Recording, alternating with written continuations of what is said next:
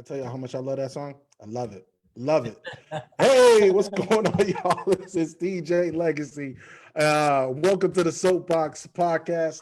I am your host, and I am joined with all the way from Duval County. What's up, Ish? How you doing? Hey, how's it going? Pretty good, pretty good. All right, let me see the. Why is my thing? Is blocking something on my computer is blocking your top half, but it's okay. We got it. Oh, it went away. How you doing, Ish? I can finally see you. Everything's good Hi. in the hood? Yes, everything is good. All is well. No complaints on this end. Yeah, I'm good. Appreciate you. And all the way from NYC, my man, 50 grand. What's up, Alan? You're with a new nickname this week. What's good? Listen, I'm here. I'm still in my cave. I do got some watermelon Perrier, so I did make sure to change the moniker. I'm feeling good, man. How y'all feeling? Hey man, that is if no one knows what quarantine looks like or taking it seriously, this is what it looks like right here. The fro, he's dread ready. Listen, I'm very committed to this hermit life. Listen, man, hermit life, no conjugal visits, nothing. Just No conjugal business. he's just, hey, I have to have a confession that it's just you now. It's just you now, brother. We know. We saw the haircut. We know. Oh, I knew you abandoned it. I knew you abandoned this ship. Listen, man. I'm good. I'm quarantined. I'm See, wearing they my. was attacking me a couple of weeks ago. Now TJ in the same boat. Listen, You see him, right? I'm out here fighting for justice. Okay, that's why I'm out. That's why I'm out here, man. But listen, we got plenty of topics to talk about today. As people file in, I know here in Orlando, we got tons of people watching some of these debates, and there's tons of things going on Thursdays. Everybody wants to be on the Thursday sexiest time slot, which is from 8 o'clock to 9:30. So it's all good. Everybody's kind of watching those things, but we're still gonna rock and do what we do. Real quick, thank you for the people who watch us or listen to us on Stitcher, Spotify, SoundCloud, iHeart Radio. Shout out to our Soapbox Nation in London and Portugal that's listening to us, especially London. Y'all turning up in London, definitely. And so this week, as you guys can see from my pseudo background, is the 1 year. This week was the 1 year anniversary of the Soapbox. So I know our partying didn't really go as planned, but it is the 1 week. We've been doing this about a year, so we're gonna keep the thing going, keep it rolling. So let's hit some of these topics this week, and as we go through, a lot of turning up has been going on. All right, real quick. So there's been a lot of this week has been hide and seek, racial hide and seek. Okay. There's a difference between covert racism and overt racism, and all the overt racists are out here running for their life, running scared, and then the covert ones are making sure that they are securing the bag for the Black Lives Matter movement and saying, look, we don't want no smoke right now. Did y'all know? What do y'all think about Cops? There was Cops that got canceled. 2 shows, Alive PD and the show Cops. Cops has been on since I was, I think, like 5 years old or something like that. Cops has been on. So Cops was canceled this week. And they have all these Confederate statues coming down around the globe. So in London, Confederate statues coming down in Virginia, and even Nancy Pelosi called for the removal of Confederate statues to be teared down in Congress. So do y'all think that's gonna make a difference? As far as, what do y'all think about the Confederate statues coming down and all the post protest moves that have been going on? Wow. I think the biggest one, and we'll get into a little bit of that later, would be the NASCAR. I do think, there has been over the last 5 years or so, there's been this back and forth as far as what statues should stay up, and then there's always going to be people in the what we call like the good old boys club that's going to fight for that. And I think and historians and even patriots alike just think it's real interesting that people were fighting for these generals who essentially are losers and traitors to be preserved. I mean, it's almost anti-American when you think about it, although they're trying to uphold their face as far as being pro-American when essentially it's the opposite. So I do find it funny that although we've been asking these things for years, that a lot of people are coming to the general consensus that they should be removed now. So, yeah. What do you think, Ish, about these Confederate statues come down? Is it a good move, or is it wasted energy? All right. So for me, it's neither here or there. Like I understand why Black people and other individuals would want it removed. And to Alan's point, they lost the war. They separated from the Union. So it is anti-American, so to say. So why do you, what are you trying to uphold? It's not even, anything to really be proud about or brag about unless it's rooted in racism. Someone trying to make sure they got their point across, and this group of individuals, the Confederacy, was like, we're not going to have it this way. But what they were fighting to keep was slavery. So, I get the people wanting it down, but for me, I'm on the end where I want to see actual change, like change behavior. To me, all of the signs and all of that, I use this analogy. It's like if you're in a relationship and you're trying to make it work, right? And a person has said, I'm sorry. That's kind of what the signs are to me. That's the beginning. You start a conversation. You may say, hey, I have this issue in the relationship. We need to work this out. But if the behavior never changes after so many years, what do the apologies really mean? You know what I'm saying? So I think that that's the beginning part. The protesting, the signs, certain social media posts that businesses and corporations are making in support of Black Lives Matter. I think that's all a part of the process in the beginning part, but I think it has to be followed up with actual change in behavior, literally policy, who we're seeing in certain positions of power. Yeah. And whatever other ways that we can, redlining needs to end. It needs to be more equality in the housing market, and just different aspects where we know there is inequality, even with the police, union and police world itself. It needs to be more equal. It needs to be a variety of the type of people who are serving as police officers. So that's what all of that Confederate, the statues and all that represent to me. Yeah, it's nice, it's cool. I understand why people want it down. Nobody wants to look at that. But let's get to the nitty gritty of real change. So you're basically saying that. So you're saying that these Confederate statues coming down is basically, in a relationship sense, is, I need you to take down that Twitter and that Instagram account. Is basically what it is. Right, but you still cheating or something. Yeah, it's like that's take the down that first social part. media. Take that's those the first down. part, and it's cool if you really mean there's going to be change that comes with that. Yeah, and you know what? I think also additionally, what to me, where this is going to have to drive a conversation to is education, right? Because for one, I don't think a lot of people that are pro-Confederate really know the history, as far as, they may know the surface history, but for whatever reason, our system is still, well, we know the reason, white supremacy, but our system is teaching these generals and these army soldiers to be exalted, because statues are a signature of prestige, right? So if we're going to take down the statues, we also have to start at a ground level of educating, because one thing I don't want to happen, yes, I do want all the statues removed, and yes, they should be replaced by positive figures within American history, but I do not want to suppress our actual history. We need to know about these horrible people. We need to know about these horrible generals. We need to know about the Robert E. Lee. So I want that aspect of history to still be told, but for it to be told correctly.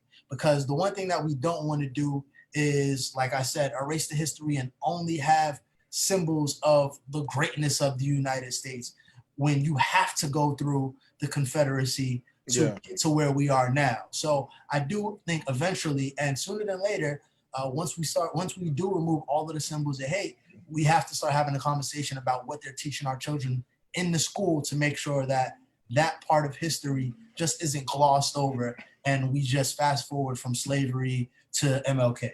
Well, I think, my take on it is, having the statues up is a way to is another way to miseducate the public, right? To have this revisionist history and to humanize people who were really white supremacists, murderers, rapists, and abusers, right? And so to have a statue to glorify these people is a way for white supremacists to then honor these people and to look up to them. And it knows no political affiliation, right? And so I honestly don't think it goes far enough. Like, if we are going to take down the statues of the Confederates, well, we got to look at some of the people who with the Union that owned slaves and were down and cool with them too. So let's not stop there. Let's just, and I agree with you as far as you want to be able to teach in the public school system. But yeah, teaching is one thing, but honoring these folks, yeah, I agree. If you're on the side of that war and you lost, right? You don't need to be honored in the present day America because you didn't want to see the vision of America as it is. So why would we even think about honoring you with a statue at all? And I think the conversation that we're having is the difference between symbolic symbolism and change. And when we talk about playing hide and seek, we've seen a lot of symbolism, right? Similar to the DC mayor. You guys familiar with this story? The DC mayor decided after Trump tear gassed all of those peaceful protesters, and he posed with the Bible and did his song and dance and his pony show that he does, living in his reality TV show world. She decided, hey, I'm gonna be petty, and I'm all for political petty too. She decided, I'm gonna paint Black Lives Matter on the road leading up to the White House. So now in yellow, it says Black Lives Matter. Now, yes, it's petty, and yes, it's symbolic, and it makes people feel good. But we then have to, and to Ish's point, we then have to go back to the mayor and say, okay, now that you did that, ha ha ha, that's funny. What are you going to do to actually punish these race soldiers who have infiltrated your law enforcement office agencies that are harming us? What are you going to do then? Because if we're still getting beaten on Black Lives Matter Boulevard, it don't really mean a damn thing. If we have Martin Luther King Boulevard and Malcolm X Boulevard, and historically they make sure that the crime rate on those streets that are honored, those are icons, have the worst crimes in it, and that's by design. So a lot of this symbolism is, like I said, it's good, but it's not gonna. But you're right, it's not gonna change things. It's just a sleight of hand trick. So the other thing was, and Ish, I believe this is your story about let's talk about the kente cloth kneel down. Okay. So earlier in the week, House Speaker Nancy Pelosi and some other members of Congress, they all knelt on Monday specifically to honor George Floyd and other victims of racial injustice. And they have on their kente cloths, and they're just, poised with their kneel, which is, I think it's hilarious, to be honest. They was HBCU graduation ready. Right. And people are gonna say stuff, but that's what this is all for. However, the more important part of the story is that Democrats unveiled new legislation to overhaul U.S. police policy and add accountability. Okay, and the bill, known as the Justice and Policing Act 2020, would ban chokeholds, create a misconduct registry, and mandate training against racial profiling, among other changes to national policy. So the question is, you know, do we think this bill, what do we think about the bill? And as far as a step moving forward, is it going in the right direction? Do we think it's legitimate? Will it be passed? What are our thoughts? Oh, you can go ahead, Alan. You go ahead. Mine's will be a little bit shorter. Mine's gonna be real short too. Go ahead. From my understanding, chokeholds have been banned from the majority of the country for quite some time, from what I've been told. So now they're like double banning it. Like I know with Eric Gardner, who died because of a chokehold in New York, that was outlawed in 1993, I want to say. So almost around 15, 13 years before he passed. So that happened. As far as the registry is concerned, I think the hole in that is at the ground level. If you have people who are investigating themselves prior to being put on that type of list, you still have a hole, because I don't necessarily expect police departments to be so willing to throw their own under the bus. I mean, essentially, this is the issue that we have now. So I think it's good in spirit, but I think you have to know that it goes deeper than that. And as far as the training is concerned, I think that's silly. I think it's silly when people contribute to quote unquote anti-racism or to be more aware of training. I don't think a couple of police videos are going to do systematic racism. I don't believe that pumping money into it for whatever training that they say that they're going to give these people is going to make the change that they assume, because it's just not that easy. It's not that easy. I mean, it's like everybody takes a sexual conduct course when they start a job, right? When is the last time that's actually changed something in the workplace, right? I mean, I'm sure our sisters out here can tell you how people are going to be nasty. It doesn't matter what 30-minute clip they watch. It doesn't matter what hour clip they watch. It doesn't matter what 8-page document they sign. People are who they are prior to who they become when they're in that position. So I think those are some of the holes. You know, as far as the kente cloth is concerned, I had a good chuckle out of it. I had a good chuckle out of it. You know, I'm a big fan of African garb myself. And the first thing I said when I saw that is, oh, I know some Black people thought of this too, which is the crazy part. And it ended up being the Black Caucus who provided the kente cloth. So I thought that provided me a chuckle. I didn't really get too deep into it as far as being offended or anything like that. You know, do what you got to do. One thing Kamala is going to do is she's going to introduce some laws and some bills. She's going to get that prosecution going, but I don't think it's going to make as big of an impact as we will hope. Before I go, I just want to play just a brief clip so everybody who so we can be thorough, because that's what we are as freelance journalists. I want us to watch and see what we're actually talking about for those who may have not been aware of what was going on. So I'm going to go ahead and play a clip. All right. And share. Here we go. For those who wish to, we will now kneel for our moment of silence.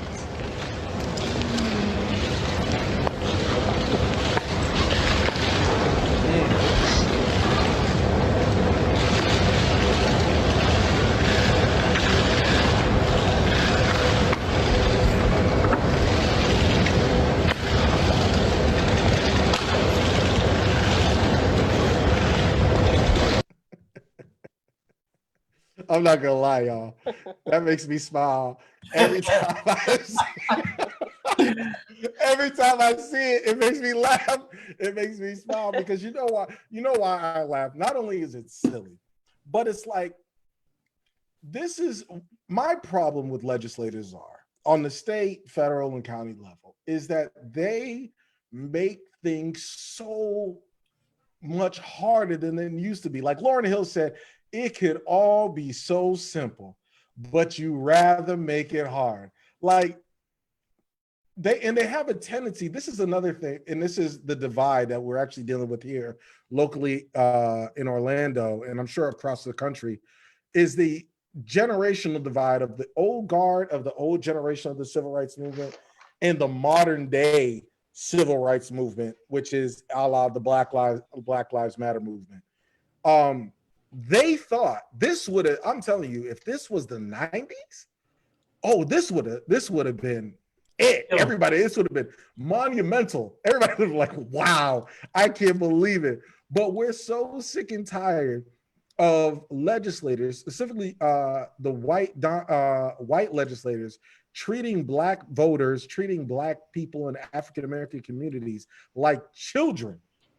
Right? This is supposed to make us, oh, girl, the Black Twitter, oh, girl, look at them and they can't take. Yes, Nancy Pelosi. That's what they wanted, and they really thought, similar to what Joe Biden said that line with Charlemagne. Oh, you ain't Black, and he leaned in, like in his heart, you could tell those legislators were like, this is it. This is the move that's really gonna get them. They gonna love this.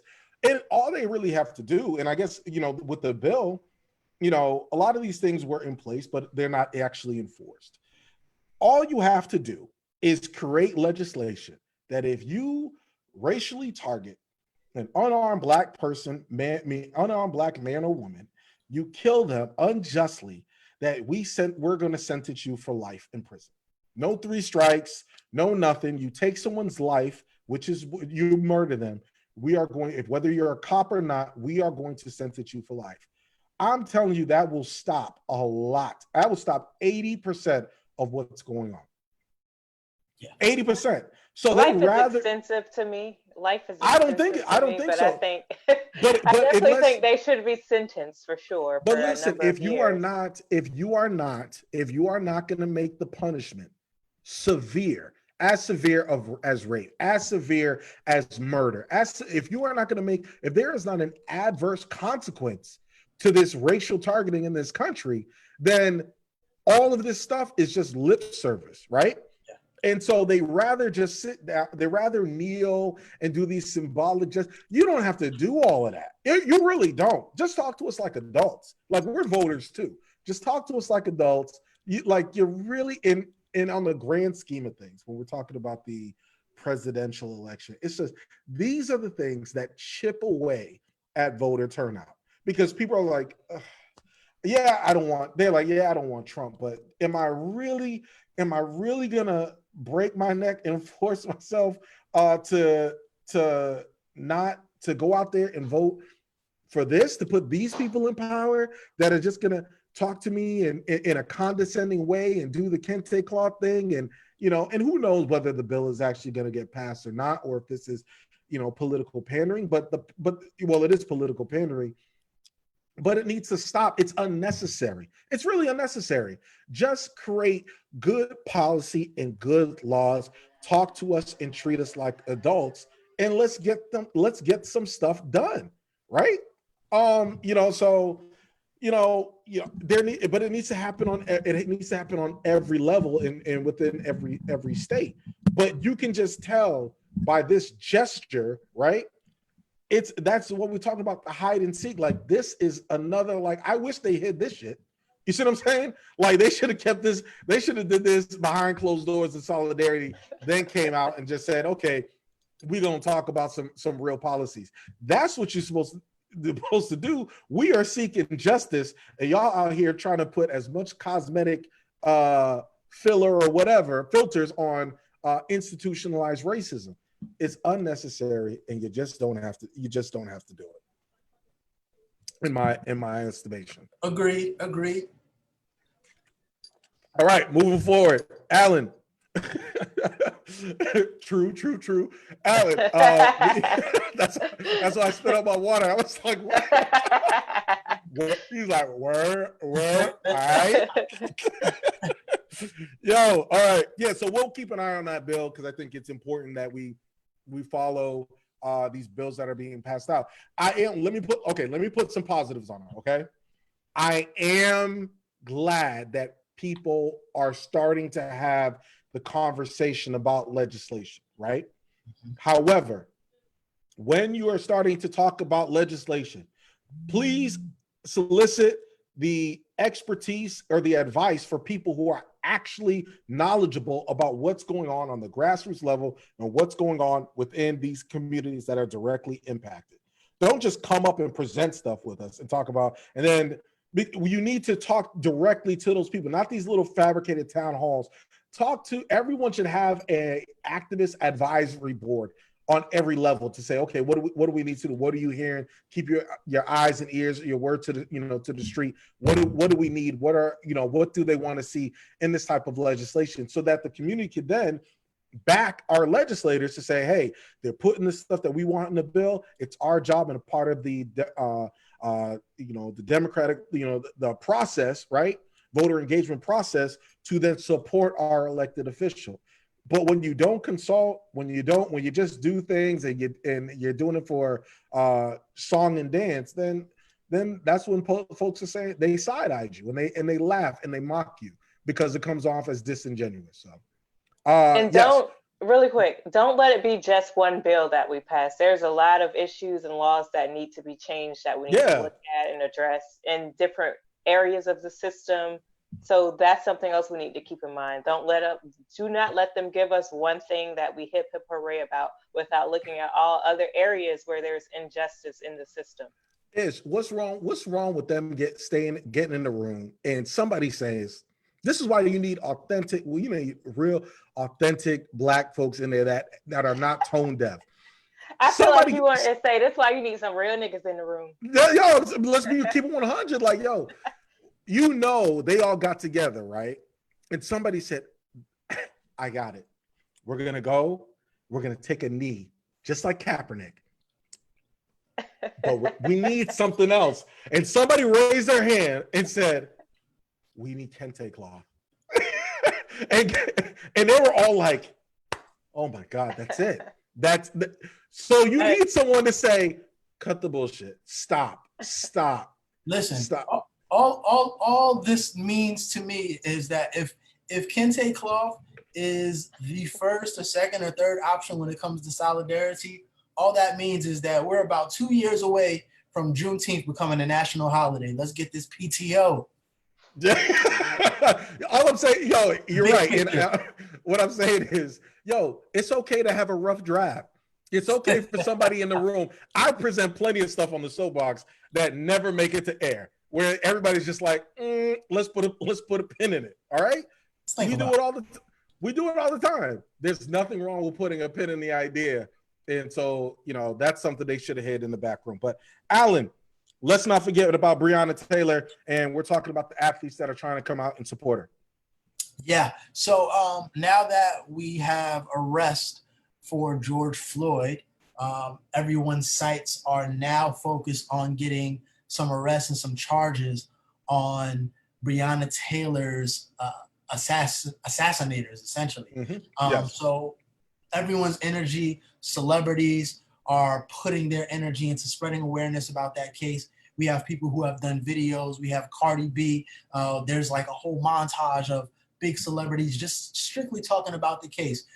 We have a lot of people putting Breonna Taylor in their bios right now. So it's great when we can come together as a community to put pressure on the powers that be. I understand that the head of the Louisville police department was fired. If I'm not mistaken, it was on the first or second night of protest just because of how things were conducted.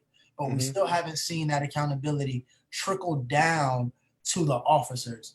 And it's unfortunate because there was such a fundamental breakdown on this case, period. Actually, if we could have TJ pull up a clip, I would like to have audio of Breonna Taylor's mother speaking in regards to how they handled the case. First off, I should say the preliminary handlings of the case between the police department and her. I don't want to get into too much detail until we see the clip, and you'll see that this and the lack of accountability is so much deeper than just the police officers. All right, let me hit to the clip.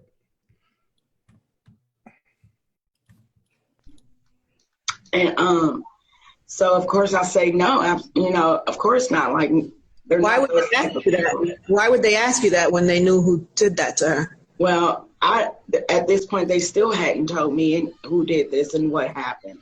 Oh, So he's wow. just, yeah. So I asked, "Where's Kenny?" You know, like, I need to talk to Kenny, and so he told me to hang tight. So he came back about another hour and a half, 2 hours later, and he asked, had Breonna and Kenny been having any problems? And I'm like, are you insinuating Kenny did something to Breonna? Because Kenny would never hurt her. So I'm like, so at this point I'm screaming, where's Kenny? I need to talk to Kenny. So he says, well, Kenny's at one of our offices trying to help us piece together what happened here tonight. So they say, he said, well, I asked about the officer being shot. I said, well, why was there? They said an officer was shot. He said, well, he was here responding to a call.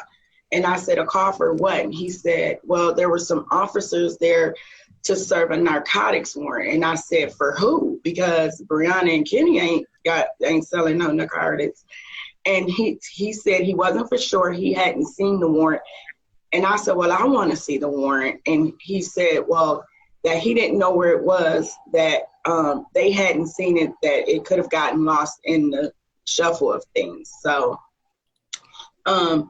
he tells us to wait again. So it was probably about 11 a.m. when he comes back over and tells us that it'll be a little bit longer. They'll be wrapping up and that we'll be able to get into the house. And I say, well, why won't you tell me where Breonna is? I need to see Breonna. And he says, well, she's still in the apartment. Wow. I'm sorry. I'm so sorry. I'm so sorry that we have to make you tell this story. And even. But it's a. And yeah, so as you can see, this police department essentially tried to interrogate Breonna's mother to have her get more information. The cover-up already started before the mother can see her past daughter. They're asking her about, they're asking her about any prior instances. They're asking her about the fiance who lived with her, if they had any problems. They're asking her about drugs.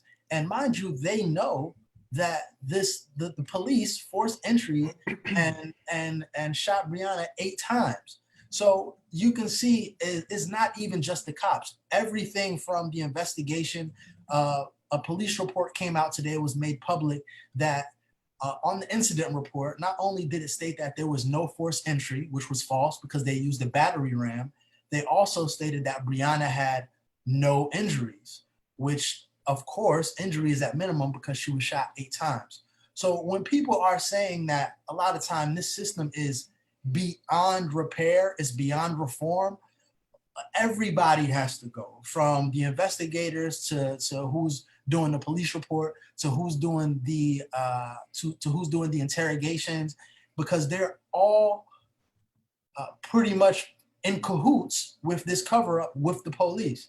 So shout out to Breonna Taylor's family. I know as of today they passed what's called Breonna's Law, which will prohibit forced entry into the house in Louisville. So we are seeing some changes made on a legislative front. The bill also requires body cameras to be turned on for anyone executing a search warrant. So all of the, the popular athletes and a lot of our African-American community is putting energy to make sure that she is seeing justice. So we want to make sure that that does happen sooner than later. Super sad case. It gets sadder as more information comes out because, like I said, it's not just the officers. Everyone who was complicit in this needs to be locked up and reprimanded. I agree. Let me ask, I want to ask you a question, Ish, and I know that you being a Black woman that's on the panel, I'm not trying to have you represent all Black women, but I think it's something that I wanted while I've been participating in these protests and these marches and advocating in my community. I really want to ask you this. When we talk about Black Lives Matter and we talk about, and we're protesting, we're saying George Floyd and we're saying Breonna Taylor stuff. Do you feel that Black women are lost in the Black Lives Matter movement? I mean, even though it was started by 2 queer women, but do you feel like as a whole, when we say Black Lives Matter, that Black women, Sandra Bland, Breonna Taylor, like they are actually forgotten? Because what I'm seeing is the dominant society likes to put a wedge and a gender divide in any movement that we create. And so I'm starting to see people who are non-Black organize rallies specifically now for the Black woman victims, as if when we say Black Lives Matter, it's not all inclusive for brothers and sisters. So I wanted to ask you, I'm gonna give you the floor to ask you that point. It's our job, and it will always be our job to stop that, to stop the divide in our family, to stop letting people put us against each other, the Black men and the Black woman. That is our job, to put a stop to it. To answer your question, I think there are people like myself and others, maybe you, maybe Alan, we're inclusive. Like, we understand it's the people as a whole, Black men, Black women. We've all experienced different unfair treatment with officers to some degree, or enough of us. We know women have, and we know men have. However, I think that there is this narrative that Black men are treated worse. I had an incident with an officer where I was able to go home for that night, and someone said to me, if you were a Black man, you would have been locked up, you would have been handcuffed that night, you would have been taken to jail. So I do think that people do think Black women are treated different than Black men by police officers, and the treatment for Black men, some people believe it's worse. And I can't really speak to that because I don't know. I know that my treatment was bad. I was degraded. I think we would, who has data on that? I would have to look at that deeply, and it doesn't even matter. The fact is that we're all mistreated to some degree, and it doesn't need to happen.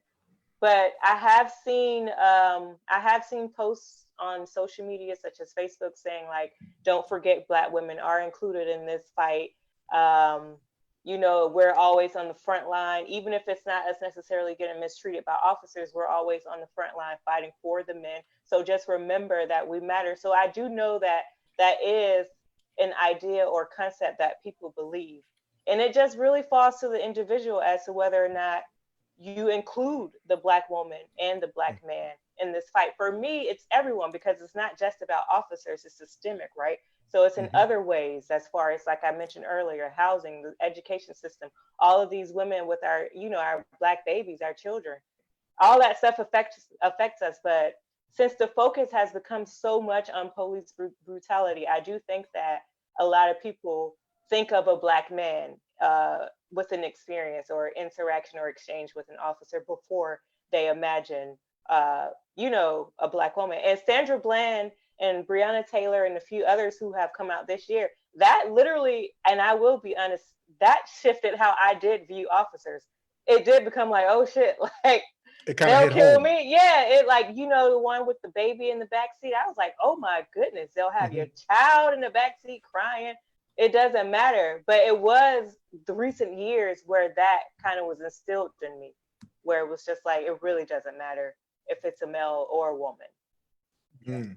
I appreciate you touching on that. Alan, what else has been going on? Athletes are really trying to get involved. They have a petition? Yeah, athletes do have a petition in regards to Breonna Taylor that they are circulating. So like I said, it's just raising awareness. It's just raising awareness. And we're glad that these conversations are happening. And like I said, I'm especially glad that legislation is automatically being pushed through to make sure that this doesn't happen again. So, but yeah, athletes have been stepping up. So shout out to them. Shout out to them. Yes. All right. So switching gears, as you guys know, we have a segment on here called Keep or Canceled. And so this week we have a couple topics that we want everybody switching gears from the social justice and Black Lives Matter. We wanted to actually I do have a little bit to do with Black Lives Matter, but keep or cancel. So I'm going to set it up, and then we're going to go around the horn and see if we are going to keep or cancel. Not keep and let me see, let me, all these long-winded. Are we keeping or cancel, and why? Okay, so keep or cancel. There was a couple in Philadelphia that decided they weren't going to wait any longer. They are going to have their wedding day. So they decided, and I'm going to show the picture. They decided that they were going to have their wedding at a protest. And so I want to show this image here. Hold on. Let's see. I'm so sorry. They wanted funny. They wanted to have their wedding at a protest, and I know for those who are listening to us on the streaming services and can look at this on YouTube. Yeah, this is what the couple, they were shown having their wedding day at a protest in Philadelphia, and then they subsequently after decided to join the protest after they tied the knot. So my question is, let me move this so you guys can see it. So my question is, keep or cancel weddings at protests? I'm gonna start with Alan. After further investigation, which led me to understand that the wedding had already happened. They went out just to take pictures, and the people, the protest was already in the area, and they started swarming, so they kind of embraced it. So that being said, now knowing the actual story, it wasn't performative. I'm gonna keep it. Also, okay. Additionally, it's one of those things that the optics look a little weird right now, but it's a fire story in 20 years when you tell your kids. It's a good picture. It's a good fire poster right above the candlelight. Me, your mother, the protest, we fist up. You really can't beat that. So you got to look at the long term. It's a party. Yeah. Right, love. What perfect moment than during a protest to show love? All right. Bring them in. Where's the reception? That was my question. Like, where your reception gonna be at, so I can come get a plate? Is keep or cancel your wedding at a protest rally? My wedding will not be at one, but for them, we can keep them because it's in good spirits. I don't think there's any harm done there, so they're a keep. Yeah, I'm gonna go ahead and I'm gonna keep it as well. Anything that's promoting what's better than to promote black unity than a wedding? I would be a hypocrite if I was to say cancel. So I don't really care if they did it for clout. I don't care why they did it. I love the optics of it. I thought it was clever because I was like, man, you see that you actually see that all the time. I think you see a couple of that at like pride events and stuff like that. So why not? And I think that further breaks down the stereotypes of black marriages and stuff. So more power to them. I'm going to keep. I'm gonna go keep the protests. Look at us being simps for black love. Yeah, sure. It's ever elusive, but yes, we still believe. I do. I still believe.